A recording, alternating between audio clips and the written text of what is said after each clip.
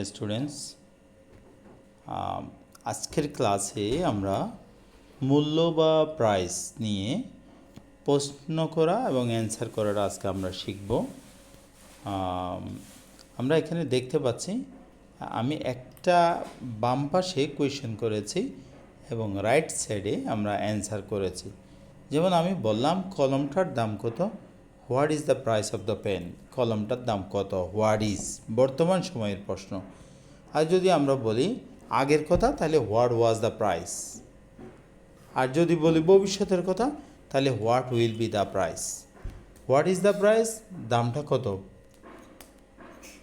R what was the price, দামটা কত ছিল, আর what will be the price, দামটা কত হবে। What can be the price, দামটা কত হতে পারে। What could be the price, দামটা কত হতে পারত। What may be the price, দামটা কত হতেও পারে। What should be the price, দামটা কত হওয়া উচিত। What must be the price, দামটি অবশ্যই কত হবে। এই যে কোয়েশ্চেনগুলো আমরা দেখলাম, এই কোয়েশ্চেনগুলোকে আমরা ঠিক অ্যান্সারটাও ওইটার সাথে মিল করেই আমরা অ্যান্সারটা দেব। যেমন কলমটার দাম 50 টাকা, তাহলে the price of the pen is 50 টাকা। কলমটার দাম ছিল 50 টাকা, the price of the pen was 50 টাকা। কলমটার দাম হবে ভবিষ্যতে 50 টাকা, তাহলে the price of the pen will be 50 টাকা।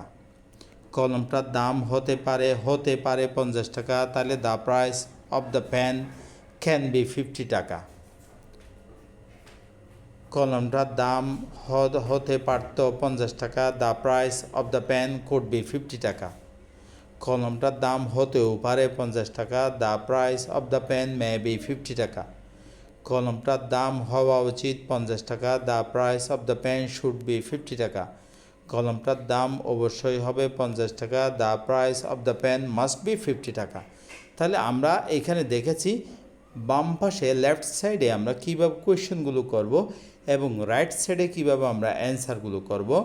গতকালের পড়াগুলোর সাথে মিল করে আমরা এই কথাগুলো বলেছি। আশা করছি সবাই প্র্যাকটিস করবে এবং জানবে এবং এটাকে ডে টু ডে লাইফে এটাকে প্র্যাকটিস করবে। That's all, thank you very much.